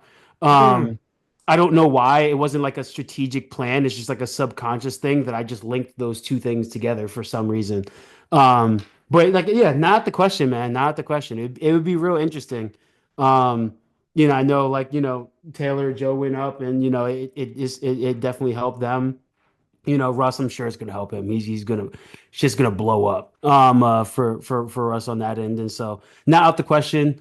And now that I have more time, and it wasn't like, hey, 3 months ago or 2 months ago when Sheffield was done, Delaney's doing his farewell tour. There's a lot of book to write, so there's a bunch of stuff to be done. I get it. Where you're like, if you accomplish the things you want to accomplish, because like you were saying, you wouldn't want to be circumventing battles or whatever. Obviously, you've been in a Yeah, million battles. So when you felt like you've fought in all the battles, let's say you've achieved whatever else you want to do as an 83, then like the second chapter where it's like, all right, this is more a personal thing where now let's have some fun. Let's do a couple things off the checklist. Like now I'll represent Kenya to, honor your family, the bloodline, the whole nine. That's something that's cool and fun for you. Now let's see as a 93, let's just get as big and strong as possible. What does that look like? Let's have some fun. If it leads to world championship or not, like I just want to see that through for myself, because you'll by this time maybe have another world title to your name or whatever else that you add. So now I get it. Now it's more like you're opening another chapter where you're like just seeing some things through, just to yeah, see yeah. it through. This is just like, yo, Yeah, this is just for the culture. This is just like, yeah, yeah. Dudes um, for the culture. That's right. yeah, That's yeah, right. yeah. That's This is right. just a Yeah, side yeah, quest on GTA. Like, yeah. But you never. What the funny thing would be is that side quest might end up, because nobody in Kenya is going to stop you. So you will go to Worlds. Like you will be at Worlds, and then what the hell are you doing at 93? You don't even know your numbers you'll be putting up. Like you could be right up in the mix at Worlds all over again. You're like, okay, my side quest just became like, it's funny how life goes, man. Here we go, You back to it Yeah, again. like I'm pulled into a major battle at Worlds, and people are like, "Oh my god, didn't see this coming." But like the second half of your book, like, hey, remember when Delaney was an American 83? Now he's a Kenyan 93. Like it's totally like I don't know. You never know. Life is funny, man. We'll Life see. is We'll see funny, what man. happens. We'll see what happens. What do you think about is going to happen with like because you saw obviously American nationals, you know what the world team's going to look like for your nation, America. Yeah. How do you feel this is going to shake up now? You got Joey B moving forward. You got Keiko moving forward. You got Anthony McNaughton moving forward, who's like he weighed in at 103, and my man dropped 979, which out totals what Bob did at 120s at Worlds last year. Like Jesus Anthony is Christ. a freak. I Yeah. can't believe how strong that guy is. Yeah. Like 979 as a 103. We thought Bob, and Bob is a freak athlete himself, but we thought Bob was like a lead of the lead. Oh my God, I can't believe he's out totaling these 120s as you know, Yeah. the whole don't get clapped by Yeah. 105. Untouchable. Yeah. Anthony Anthony McNaughton just clapped everybody as a 103. Like Yeah. it's crazy the talent that guy who's like just emerged right now. Yeah. So, anyways, Anthony, obviously Jesus and Waskar and whatever. What do you think about the US team and what do you think's gonna happen at Worlds when you with like Joey B, Tycho? Yeah, I mean, just the U.S. team in general. I mean, I think we're going to bring home the team W again. Yeah, I just believe in my guys and my team and in the country. I think like just collectively, like I just think collectively we have the best talent pool in the world, and we push each other to be ready for those bigger battles. Even though there are a ton of great athletes overseas as well, and so I mean, to weight classes that are just within like my range, and they like I see like very often, it's like. Is Perk growing the worlds or he's just doing the world games? Um, shit, I forget which way he's going because he's having. Yeah, I forget if he's missing Worlds or World Games. Crap. Now Well, I I don't mean, remember. if he's going No, I think he's going to Worlds and missing World Games. okay, okay. So I mean, like Perk's gonna do perky things, right? Joey B's gonna like I don't unless he makes a mistake on deadlift, I don't see him losing. Like you know what I mean, which is like the one thing I think like could like a soft shoulder, this, that, and the third. Like, how it gets, especially if you're an American 83. It's just like, get looked at a little different, right? You get looked at a little different, right? But like, I see him coming home with his first world title and doing the US proud there. Kaiko, I will never, ever, ever, ever, ever bet against Kaiko. I just won't do it. I've been on record saying like if I could be like one athlete, I want to be like Kaiko. Like he's just a dog. Like he's like best power lifter in the world, like ever in my mind. Like just in that sense. And like yeah, the rest of the team, like Jesus, like every I think that we're gonna bring it home again. I think that there's an opportunity to maybe like I know last year they wanted to like sweep the whole thing. I think there's an The opportunity to do the only that. one is 66 with Shell. The only one is 60. I Oh don't think you yeah, got a oh yeah. I 66. forgot that he went down. So okay, that won't happen, right? Like, cause Yeah, he's yeah. like I remember now. I remember now. I'm so used to him being a 74. Yeah, Um, yeah. yeah, so I mean that won't happen. But I think as a team win, it's gonna be, we're gonna do what we got to do to bring it home. And I believe in all my guys and girls and all that. Um, on the girl side, it's a little bit different because like we got Sanita on flex team, so I got to root for like Sanita and stuff like that. But on the guy side, it's I think we're gonna bring that home, and it's yeah, I'm just excited to see what USA can do. The men's side, the American team would be favorites, I think. I mean, I'd have to take a look again at the nominations, but I think favorites in every weight class. One of the caveats, though, in the 59s, obviously you have Waskar, but Passam San, the world champ at 66, has moved down to 59. And What does I that don't mean? know. So he Like is was was he always light and he's like not cutting that much and like is it one of I'm those not like sure. caught it like when he went to 66 and he's just like yo I or got is no he idea. Like, I don't know okay? what to expect. But if he has, like, even if his total dips, but doesn't do, like he totals obviously into the 700s as a 66. So even if he loses like 30 kilos off his total, he'll outdo Waskar. So Okay. he's a threat, but I don't Got know you. if it. Okay. What if the cut murders him though? I don't know. Yeah, Like it'd be like me like cutting the 74. It's like, will he not make gonna it? happen. Like, Yeah, yeah. not gonna happen. Yeah, yeah. So I'm not sure what to expect there. Shell is Shell. At Yeah, six yeah, no, six, like he's yeah, she was untouchable. disgusting, man. But Yeah, then from 74 to 120 plus, America is so stacked and solid. On the women's side, it's you got Turbo Tiff in the 47s. yeah, of course, Obviously yeah. a four-time world Animal, champ. yeah, He- animal. Heather looks good, but Turbo's Turbo. You have 52s, you got Evie Corrigan. 57s, you got Sarah Naldi and Jad Jack up like Italy and France. Like, the women's side is like a whole nother ball game Yeah, of yeah, yeah, it's it's different. it's it's very international. Yeah, It's yeah. The very women overseas, they're like, yo, listen, yeah, we yeah, run yeah. this here. And I got to tell you about Belgium, Sonita with Belgium, like Yeah, yeah. you know, the Dog. women's is the Shout women's out is like Flex. all over the place. Yeah. Yeah, yeah. It's I don't even know what to say about and then Agatha, for God's sake, lives in the 69s. Like you got Agatha, Carlina, What is she like doing? that's She's just like hopping weight classes. So like, what's she doing for Worlds? she's a 69 now. She's going to be a 69. She's going to grab that title. Then she'll have two world titles. She'll have 76 and 69. Then she's going after your girl Amanda Lawrence at 84. And she wants to be the first ever male or woman to win three world titles In three and different weight classes. three different weight classes. Yo, that's And disgusting. I mean, that's a big ask because Amanda That's Lawrence is the end disgusting. boss. Amanda's the end boss. That's a Yeah, very big, that's a very that's a big end boss that's a deal. big yeah, yeah. Man, That's that. But Agatha's Agatha. yeah, yeah. So that would literally that showdown for history. Like Amanda They Lawrence could is make probably that the the most Sheffield Showdown. They could let's like bring no other weight classes and just let those two go at it and like it will sell out. take my money. Take my money.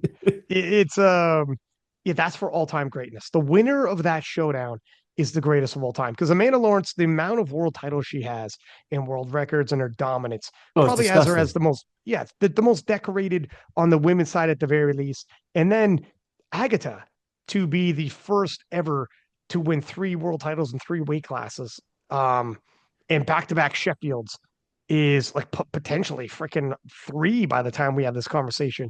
Yeah, The winner of that showdown, if she beats Amanda Lawrence head to head, I mean that's yeah. it. It Then says she's the over. greatest. Yeah, So it's then, done. But if Amanda beats her, same thing. It's over. It's Amanda Lawrence. Yeah, it's That done. showdown will literally be crowning. The word goat gets tossed around a lot. That showdown will literally be crowning the goat. That's Yeah, it. yeah. That's there's no You more can't conversation. argue anything else. Yeah, yeah, No, yeah. no, that's it. Unless they go again the next year and it becomes a best of three series or something crazy. But Nuts. then the other person wins and it's like, okay, now you're the goat. Now we're going back and forth. Who's the greatest of all time? It's gonna be difficult. It's gonna be difficult. Um, but yeah, I don't know. That's on the women's side. It's weird how the women's is so much more internationally spread out than the men's. Yeah, that is so. That's so interesting. I wonder why that is. I'm not sure. I Yeah. want the men's to be spread out because it makes worlds more interesting. I don't want it to. It Team USA all the way. Yeah, Screw that. well, yeah, Screw yeah, sure, that. that's fair. That's fair. But it also would make it maybe there won't be as much of a bottleneck at American Nationals. You guys have so many good lifters. What do you guys think about this too? I don't know if you've seen this. Joey B was saying on another podcast. I forget the podcast now. Sorry, fellas, but I just seen the Instagram clip. Joey B was saying he would like to see qualifying totals at Worlds. So if you don't hit a certain qualifying total, you don't get to go. Yeah, no, that makes sense. I mean, it should. Yeah, I mean, it should be that. Yeah, Really? yeah, So here's what here's why I think they don't. Because they have like 120 nations or whatever.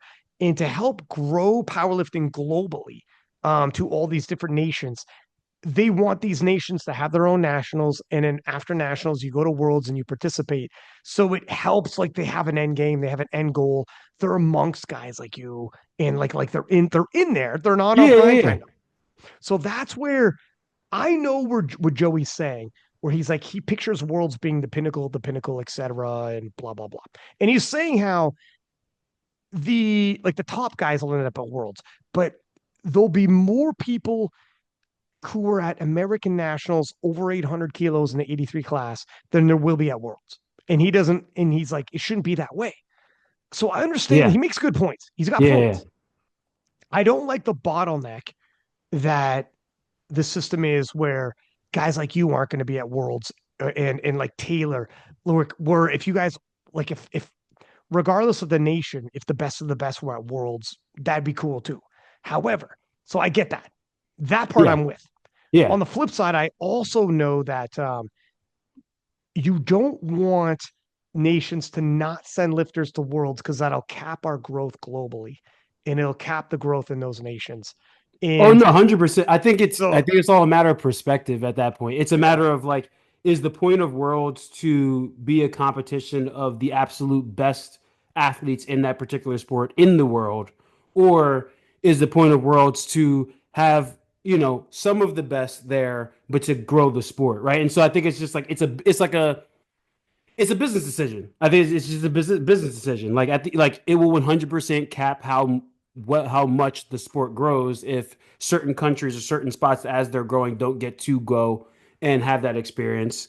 Yeah, it is interesting. I mean, I see both. Like as a competitor, like I'll say like example, my first nationals in the US. I think it was like the one in like Illinois or something like that, like 2018, 2019 or something like that. My mm, very first like USAPL nationals. There was like 183s there.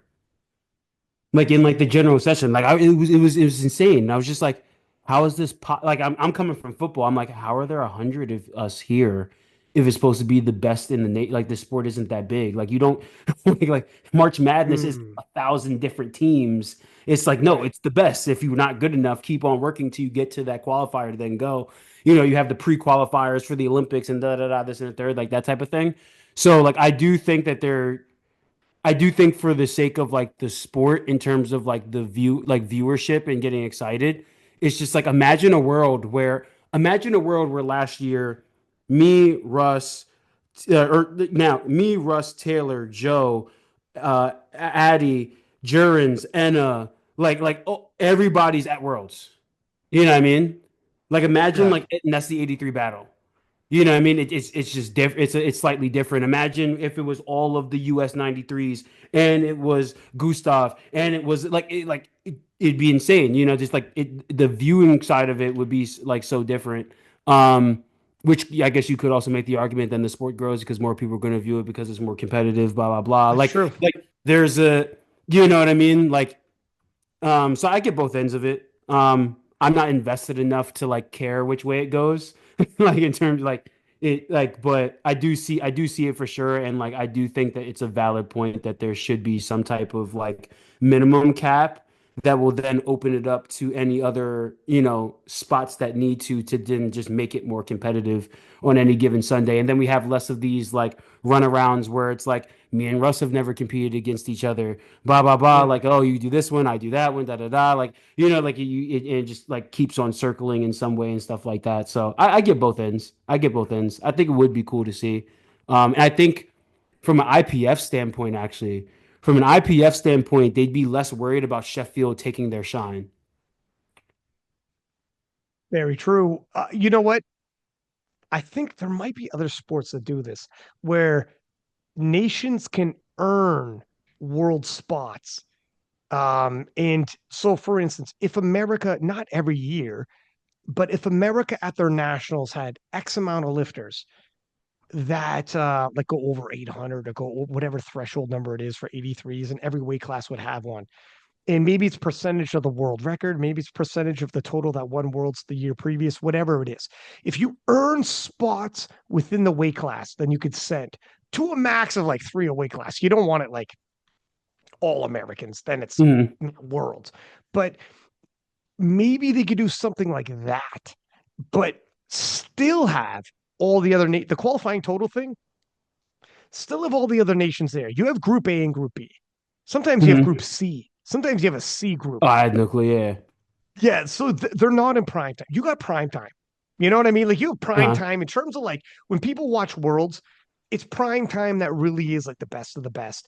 And the other guys and girls who are lifting in the morning session or afternoon sessions, they're building on their way up to get into prime time essentially. But it's good for them to be there to make Worlds more robust, to have more nations Experience represented. to Yeah, get yeah, the repetition to experience. go. Yeah. Right, That's right. how you And get for there. those Yeah. And for those nations to grow, a lot of times they won't get funding, sponsorships unless they're represented at Worlds, or at least there's a pathway there, etc. Anyway, so there's a lot of that in place. Leave all that. Leave all that. However, I would not be opposed to inside the prime time, a nation can earn a couple extra spots, like wild cards almost. If a Mhm. nation can earn it in a however way they decide that you earn it, and it's right, it changes every year. But if you earn it, you get those wild cards. So okay, now we have a wild card. America's earned three or four. And let's say there's four available. America's got three of them. UK got the other one. All right, well, who are you sending, America? And America's going to double and even triple up in one weight class or whatever it is. I would not at all be opposed to that. But there is why that's also why I do like Sheffield, because Sheffield has an opportunity to give us that. Sheffield can be just full on. They could focus on 93s, 83s, and whatever. They'll pull people from worlds, but they'll also pull people from North Americans or pull Mhm. people from Commonwealths, even. Yeah, Like Carlina came because she hit 600 kilos at the Commonwealth Championships in New nice. Zealand. Like they could pull wherever they want. So that's why I'm glad we have Sheffield. So they Yeah, have these options to make these mega showdowns. And I think as more years go by, we'll have more options like this available. I would love, let's see. I mean, SBD Raleigh, SBD or Raleigh, SBD Austin. Austin. Yeah. We have some other events. Let's see what happens. What I don't want is if another major company comes and tries to do another Sheffield, you can't have two. It won't work because now you're splitting the talent pool between two events. So Sheffield won't be Sheffield anymore because some people will be going to the other event. And that event won't be what Sheffield is because some people will still go to Sheffield. Yeah. You can only have one Sheffield in my Yeah. mind's eye. Yeah. And you can only have Yeah, one there Worlds. can only be one Super Bowl. Yeah, there can only be one There Super can Bowl. only be one Super Bowl and there can only be one World Championships. Everything else after that, fair game. You got Euros, you got North Americans. If you want to beef up North Americans somehow with some guest spots, I don't Mhm. know. You got some wiggle room. But I just hope that no other company tries to come in and be like, let's Sheffield's a good idea. Let's try to do Sheffield. You can't have two. Although once you start splitting the talent pool, you're going to end up like the untested division. That's why the untested division is where it is. Everybody's split up and is all over the place, and they don't face off with each other. And it's I thought that was because they just have so many different federations, not that's why, yeah. competitions. But I mean, if it's still in the same federation, it wouldn't be. It'd be Uh, like March Madness versus, sort of. Well, here's the thing.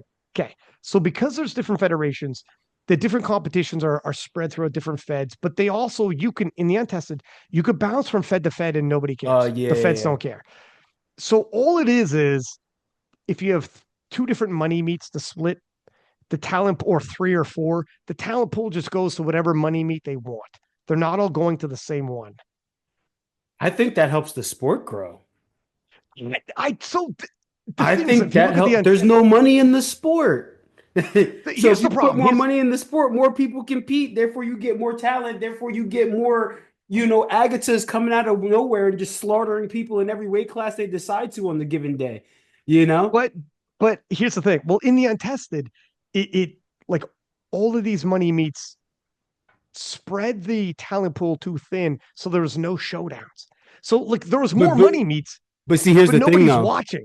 If we're already having the conversation that world's is so tight that all of the best talent don't get to go there, that means that there's probably still room to create more meets where more of the best talent can butt heads with each other. Yes, So I don't think we yes. necessarily. I'm not saying having five Sheffields, but if you have another one, I don't think it would mess things up. Not as big as though it can't compete with Sheffield. Otherwise, No, I it's mean Sheffield like SBD has done a phenomenon. It's not going to compete. Like well. All I'm saying, like I'm not even saying like in terms of quality, it can't. I'm saying if it did, if another competition comes that actually can compete with Sheffield, yes, lifters will have multiple options for revenue streams or whatever the heck. But in terms of once you split talent pool, all of a sudden the showdowns you want to see won't happen because half of them are over on the other side. It's like USAPL IPF split. That didn't last very long, but yeah, for a brief second, we had people that weren't going to worlds, weren't going to nationals, and we were like coulda, woulda, shoulda with some showdowns. And it's like you'd never want to split talent. Oh Your yeah, no, no, no, talent pool, 100%. that's what I'm afraid of. Yeah, Where if someone comes in, let's go head to head with Sheffield, it's like, okay, hang on a second. Because as a fan, viewership wise, I enjoy the fact that everyone under the IPF umbrella is going to clash at Sheffield yeah, and we have mega showdowns. And as soon as someone else comes in here, it's like, hey, let's go over here instead. It's like, okay, well, not all you guys are gonna. So yeah. now, as a fan, I'm like, I'm not gonna see these clashes I get to see. I see you. That's I see you. you I know what I see mean? you. That's what I meant. No, I see you. I think, yo, here we go. You just make worlds bigger. Have there be like a qualifying total that no matter what nation you're from, you just qualify. Like if it's like Taylor broke the world record, you're just in. It doesn't matter where you're from, who you are, blah blah blah. Get more money into it and turn worlds into a meet where people can actually win money in that too. And That's what it that's all you is. need. Sponsorship for worlds. That's What all it you need. is that There's no reason why Worlds can't give out the same amount of money that Sheffield does. There's no reason for that. or even not even like the World Fed itself. I think is like they're not even if sponsors themselves give like, look at if you go to Worlds and you win, we'll give you this much money. If you go to Worlds and you podium, we give you X amount of money. Even Yeah, if like wherever the revenue stream comes from, it doesn't really bother me. It's just if that would be nice too for that's another option for people. And not even just Worlds, Euros, North Americans, or other meets like SBD Austin, whatever. We'll yeah, see, we're growing, and then there is money at SBD Austin. But yeah. let's There is. see how much more starts growing for people. All right, you want to know what? Let's do it, Ryan. We're gonna run the King of the Lifts powerlifting meet. We're gonna give away 100 grand. Get sponsors. Yo, You everybody damn watching, right. chip in. You're the finance guy. You make it happen. You're the finance guy. But I don't know, man. There's a million supplement companies and a million whatever the hell that can start throwing money around. Money will come, and TV deals that might happen. Yeah, Who yeah, knows? yeah. Who the freaking live streaming deals that might break off? The future's wild, man. It's hard to predict with this thing. But yeah, how long do you think you're gonna when you're done as an athlete? Do you think you're sticking around in like coaching or other aspects like that? I don't know. I mean, I coach some athletes right now. Um, I don't know. I don't know. It's too far in the future that I don't think I could. I don't think I could know. I did enjoy getting to go to Kuwait and Malaysia and do some of like those like powerlifting seminars and stuff like that. That was really cool. Like connecting with people, like seeing different cultures, all that. So like I see myself definitely doing that, for sure. Um, I don't know. Maybe I'll guest commentate with my boy Six over here. Dog, dog, you come on over, man. Red Rover. We call Delaney over. Yeah, Yeah, I mean, it's yeah, commentating is amazing, but the seminar circuit has really opened up. It yeah, would appear like you got you Kaiko, like Kaiko was in Mexico. I think he was in Malaysia with you, wasn't he? yeah, yeah.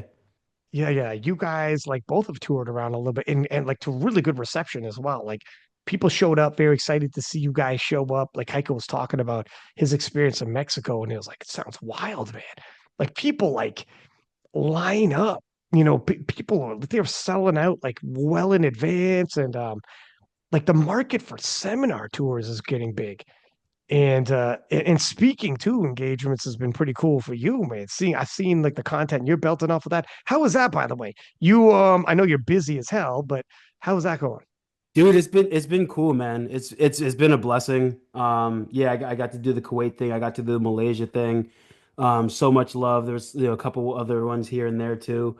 Did the TEDx talk, and it's just it's cool to see like again, like we make plans, God laughs. Like the split happens, you slide my DMs like, yo, Playboy, you might be able to go and do a little something on this world side if you come to the IPF. And I'm just like, oh yeah, sure. Like go travel to South Africa and compete. Why not? See something new, like get Mm. my passport. And then it turns into like speaking and this and that and just meeting so many great, dope people. But yo, it's been amazing and it's opened up like doors and just connections and like a vision of the future that I didn't necessarily even know was possible. Um, and so this is where I say to like anybody watching that hasn't already been there, or even the athletes that have been there already, where there's just nothing like getting the opportunity to like go to Worlds. Like no matter where you are in the food chain, like if you're the 30th person on the podium or the first, like just getting the chance to be there and continuing to go up that ladder is just such a blessing and experience that I hope that everybody gets the opportunity to experience and should like strive and work for. That is just like you just can't like it's priceless. It's absolutely priceless. Mm. And like all of those things were a byproduct of, having the opportunity to represent the country and, win a couple world titles and do the thing there. And yeah, man, I mean, the public speaking thing's been great. I'm actually working on a speaking project right now. Um, Nice. might come out with like a speaker album or something like that, which would be kind of Nice. cool. So just like all these different things, all these different avenues and things that I'm working on, trying to keep my head on straight and keep focused. But it's been dope. It's been absolutely dope. I think more powerlifters should do it. I honestly think more powerlifters should like look into it and see what's out there because there's a lot of opportunity. Dude, from speaking tours, opening a gym, like you have capitalized on your opportunities to the seminar tours, to whatever, everything, man.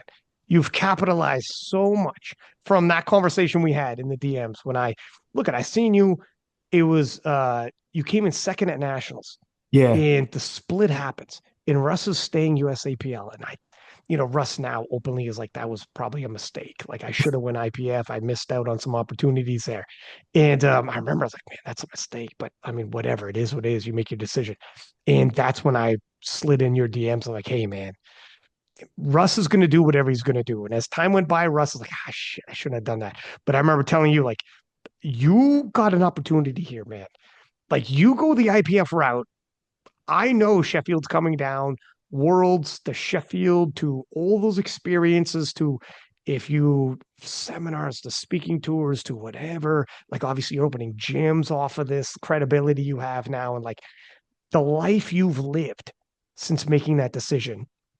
Now when you show up, like Joey B was saying on the podcast, um, I was like, yeah, man, having a guy like Taylor's got 3 world titles and the best lifter of our generation. And Joey's like, whenever someone would mention Taylor, he goes, but don't you forget Delaney and 2 world titles.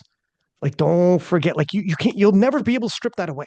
No one can Mm-mm. ever take that from you. And Yeah, Joey's like, Delaney's got 2 world titles. Like you got what he wants. You know what I mean? Like you got what everybody who enters the game wants. yeah, yeah, yeah. And you making that decision, and I'm so happy you did because I could see you were like Best uber decision of my talented. life, man. This decision, for sure, career wise, could not Yeah, have gone better. yeah, And not only did you take those world titles and experience everything you experienced from the Sheffields to like all the friends and moments you had and we had, everything. But even after the fact, everything you've done to capitalize on those opportunities and continue to, from the speaking to the album you're talking about to, I joked about you, like if your career stopped right now, you could write a book, but you literally could. Like everything is on the table for you now. yeah, From here on out, you could be 55 years old. And if an opportunity of speaking engagement comes, you'll have these stories and yeah, more, and you'll have like it's already done. No one can ever take it from you. So and it'll never lose its value. The world title will never lose its value. It'll always be there. yeah, Got you. If Sheffield ends today, 20 years from now, you'll have to explain to people the significance Sheffield was in our era. But if Worlds stops today, we'll always know what a world championship was. You don't got to tell me what a world championship is. I already know. Thank yeah. you. Yeah, you don't know. No You won explanation two. needed. Yeah, you want your 2-time world champ. Okay, you must have been fucking good, huh? You had a run. Tell me about it. Like Yeah, it's and you have capitalized and you continue to and dude, hats off to you. I freaking, I'm proud of everything you've done from speaking engagement tours to, opening your gym to everything. You're a success story. You're a success story, man. dude, And I I've, appreciate it, man. I remember I remember the DM. I remember like you, Joey, Pete, like everybody talking, and I mean, I think like it just goes back to just like sometimes you gotta walk your own path. And I mhm. remember like everybody, like and myself included, because Russ was the top guy. I was just like, I'm gonna follow Russ because I gotta go catch him. I gotta go do this. I gotta da da da da. And I think a lot of times, like in this sport specifically, because it's so small and narrow, but just in life in general, like we get so fixated that this is the route that we have to take in order to feel or get whatever blessing that we're looking for. And it goes back to like what I said, Pop's funeral uncle was telling me, he's like, there are no rules, man. And I Mhm. was just like, yo, like you go this other path, there might be a whole other storyline that would have happened, and it's crazy to like look back on it all and just like how one decision like changed my life like so much for the better, like so It's much for the almost like scary. It's almost scary, like when you think we are all faced with these decisions and we're all making these decisions, and some of us are choosing the wrong one. And it's almost scary where you're like, is this that time? Am I yeah, choosing the right decision right now? Am I zigging when I should have zagged? You yeah, like this is dude, happening all the time in all of our lives. there's a saying, there's a quote that I like live by. This is like my like mantra, and it goes, I think I might have told you this already before. It goes, to each of us comes a special moment in our lives where we are figuratively tapped on the shoulder and offered a chance to do a special thing, unique to only us and fitted directly to our talents. What a tragedy if that moment finds us unprepared or ill qualified for that of which could have been our finest hour. And like when I think about that quote, I think about like that DM where it's like, yo, Joey's like, yo, what are you going to do? Like, where you want to go? Like, Pete, where are you going to do? And like, what a tragedy if that moment, go to USAPL and we're just, doing the Dude, same national thing. We pull up to the meet, get to dress however we want to, but then there's nothing else after. Like, what a tragedy if the, TEDx talk never came, the world championships never came, like 6 and 9 never became friends, like all this stuff, like what a tragedy. Sheffield's everything, Everything, like everything. everything's gone off one decision, like gone, smoke. Um, and sometimes, like, yeah, you can come back, but it might just be too late. Like, You it dude, might just be too late. you got your spot, right? Like in life, we all got our spots. You don't know. Like that would have been no, no, no. Well, I got time. No, like that was it. That was your spot. That was the Like moment. you don't know in life. Fuck. Glad this happened, dog. There's another dimension where it didn't, and that poor son of a bitch. But this one, we're having this conversation. Things are hitting different. We did that New York get together with like me, you, Taylor, Russ, and like this is happening. This is Yeah, this for sure. reality. Never would have happened. Never would have happened in None of it. reality. Never. None of it. Yeah, this is a whole different ball game right now. Now we're cooking. Now we're cooking. Well, listen, man. Thank you for coming on the podcast. Wherever you end up, like obviously we're gonna keep in touch. Hopefully, I see you over the course of the summertime. But let me know which route you're taking. We'll hop back on here. We'll talk. We'll talk shop and talk about what pass you end up taking, and good luck to it, man. Wherever it is, give those boys hell. Drop 900 on their ass, and let's see it. Plus. Plus 900 plus 9. Yesterday's price is it today's Not price? today. Not today's price. Right, right. I got you. Plus. I feel you. All right, man. Well, thank you for coming on. Much appreciated. And for everybody listening, as per usual, please do subscribe, give us high ratings, and until next time, six pack Lapadat, six up, and we are out.